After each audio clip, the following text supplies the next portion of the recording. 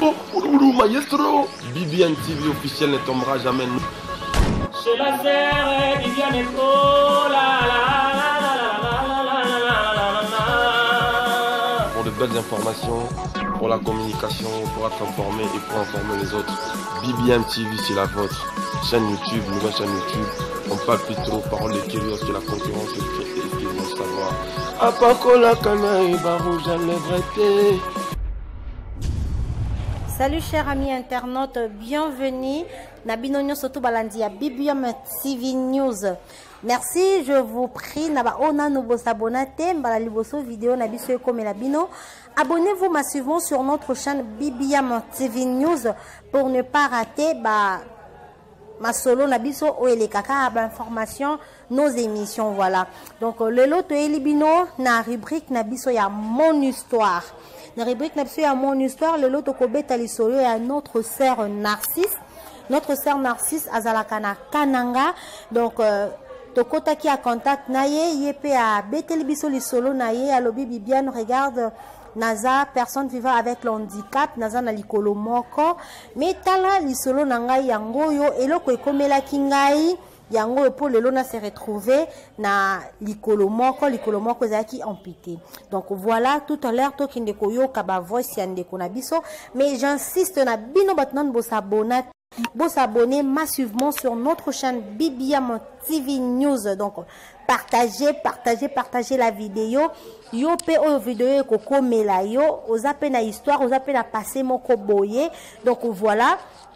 Numéro nabiso est affiché, veuillez nous contacter comme la biso beta lisolo na yo peut-être eza na mutu moko quelque part aza na même problème même situation azo traverser nango mais elle ne sait pas comment se prendre en charge grâce à lisolo na yo ekoki kopesa ekoki kotelemisa mutu moko ekoki kopesa pe espoir na mutu moko o azaki lisusu désespéré. Salut chers amis internautes, bienvenue na Binonio surtout balandi à Bibiane TV News. Merci pour vos alakawana et belé le bosso à écran la bino pour na kolanda la vôtre la chinoise noire sucré bola.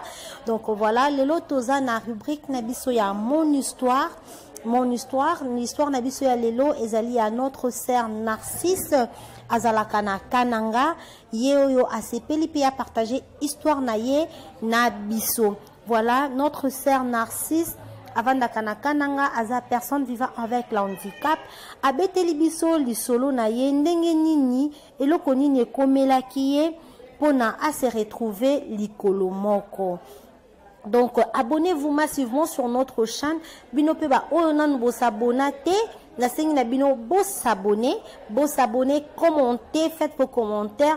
Envoyez-nous aussi vos vidéos, vos histoires. Bah, on ne surtout pas dans un parcours moko compliqué. Dans une histoire moko économique. Donc, j'insiste à la bino batman de s'abonner massivement sur notre chaîne Bibiane TV News. Donc, partagez la vidéo. Yo pe on vidéo koko mela yo. Aux appels à histoire, aux appels à passer moko boye. Donc voilà.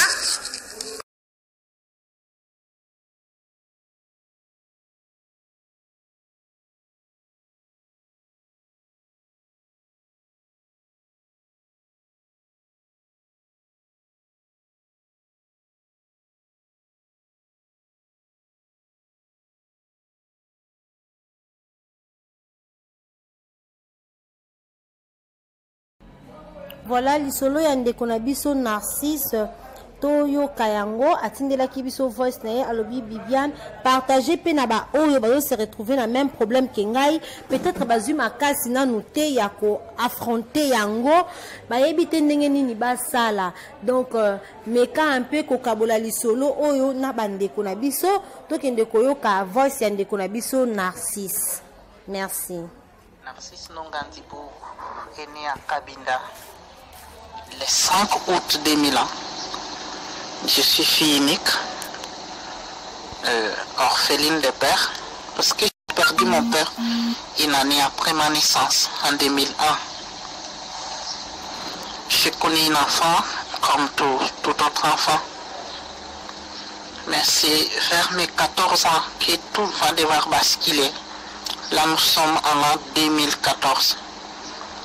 Qu'est-ce qui va m'arriver en l'an 2014? En l'an 2014, je vais connaître un accident de circulation. Comme je vous ai dit que je suis né à Cabinda. Cabinda, c'est dans la province de Lomami, en République démocratique du Congo. Nous quittions Cabinda pour Kananga. Kananga qui est aussi notre ville de la République démocratique du Congo. Maintenant, sur les tronçons Mbushima et Kananga, nous avons connu un accident, un très grave accident de route. Et de là, je vais ressortir avec ma chambre totalement broyée. Je serai amené à l'hôpital. Et de l'hôpital, je vais passer plusieurs mois. Et le médecin essayant toujours comment faire pour pouvoir sauver ma jambe. Ce qui n'a pas été le cas parce que déjà 2 mois après, j'avais attrapé la migraine et ma jambe pourrissait déjà. Il y avait des asticots, il y avait de l'odeur, c'était terrible. Le médecin va suggérer qu'on m'ampute et le plus tôt que possible pour pouvoir sauver ma vie. Et c'est là que les choses ne vont pas se passer comme prévu. Parce que ma maman va s'opposer. Et on a aussi appelé certains membres de la famille qui étaient restés à Cabinda. Ils vont aussi devoir s'opposer. Et je suis resté moi-même, j'ai réfléchi. Je me suis dit que j'avais la vie devant moi. Je n'avais que 14 ans. Et avec 14 ans, je n'étais que très jeune. Alors j'avais la vie devant moi. J'avais des projets, j'avais des ambitions. Comment je pouvais les tenir? Si je ne parvenais pas à survivre et de cette situation, je vais réfléchir, je vais penser, je vais demander au médecin, est-ce que si vous amputez ma jambe, j'aurai la vie sauve? Le médecin qui me répond par oui, vous aurez la vie sauve. Et là, je lui dis, je suis tout à fait d'accord, vous pouvez m'amputer la jambe. Et chose grave, le médecin me dit que je suis encore mineur. Il faut quelqu'un qui doit signer sur les papiers, un responsable.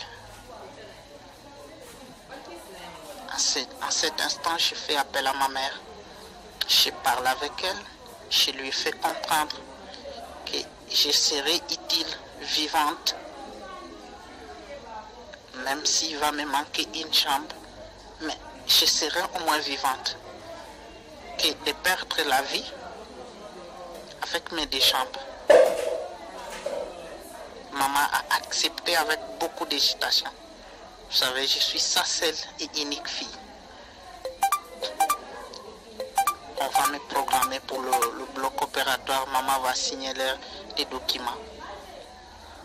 On va m'opérer et ça va se passer très très bien, sans problème.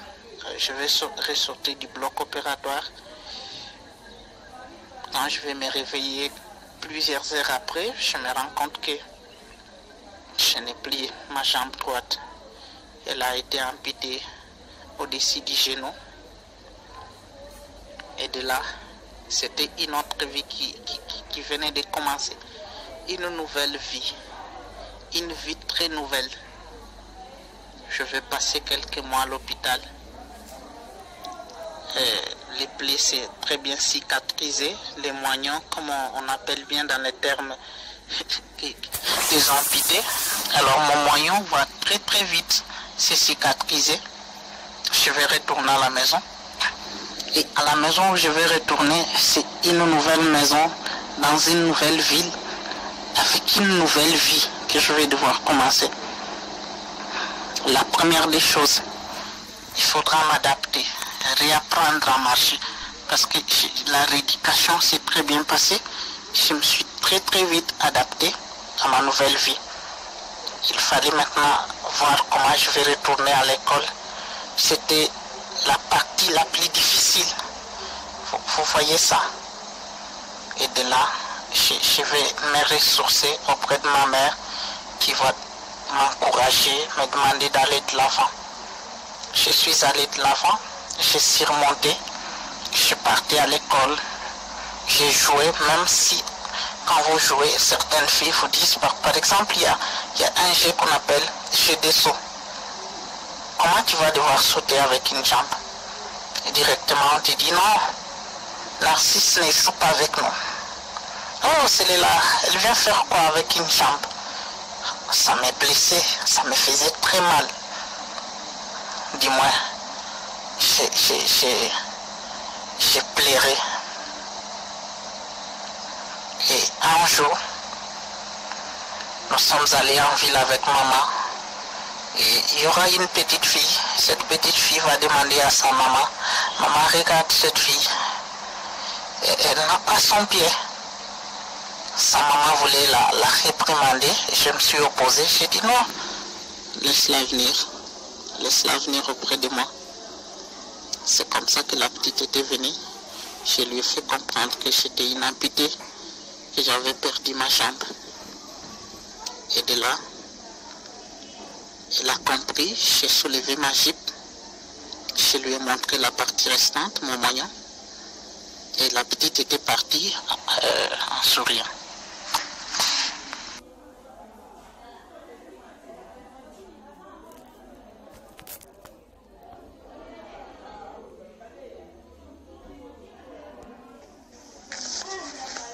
Après avoir parlé avec cette fille, ça a été comme un déclic, quelque chose qui m'a fait comprendre que je ne devrais plus cacher ni ne pas parler de mon handicap.